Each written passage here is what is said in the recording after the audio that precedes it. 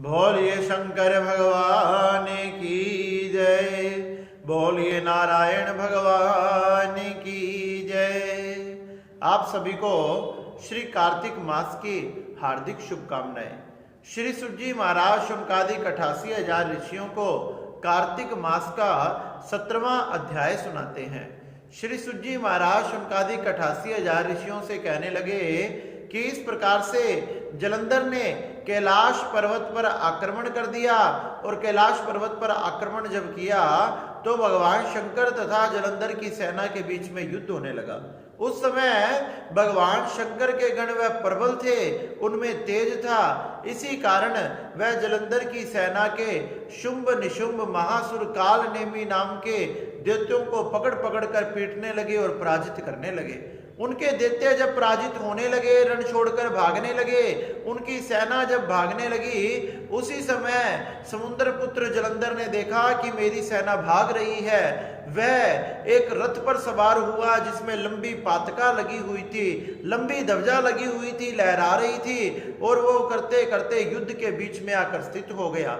अब तो उसने धनुष और बाण को धारण किया तथा धनुष बाण धारण कर कर अपने धनुष से ऐसे बाणों को छोड़ना प्रारंभ किया कि पृथ्वी से लेकर आकाश तक व्याप्त कर दिया।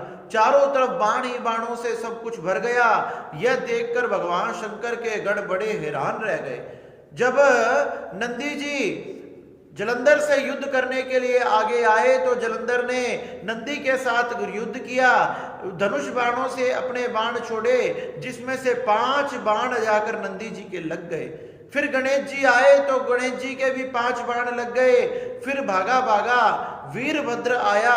जब वीरभद्र के 20 बाण मारकर उसके शरीर को छेद दिया।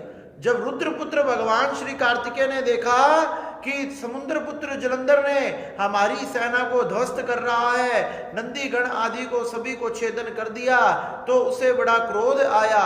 उसने अपनी शक्ति का प्रहार जलंधर पर किया और जैसे ही जलंधर पर शक्ति का प्रहार किया वो रथ से नीचे गिर पड़ा। रथ से नीचे गिर पड़ा लेकिन कुछ ही समय में फिर से खड़ा हो गया क्योंकि उसमें भगवान शंकर का तेज था और कार्तिकेय के साथ युद्ध करने लगा। कार्तिकेय जी के भी एक गदा मारकर उसने धरती पर गिरा दिया तथा ब्रह्मा जी का वरदान सत्य करने के लिए कार्तिक जी ने भी सोने का नाटक किया। गणेश जी, नंदी तथा कार्तिकेय इस प्रकार से समस्त रुद्रगण समस्त सेना धरती पर गिर पड़ी तथा जलंधर चारों तरफ कंपायन करने लगा।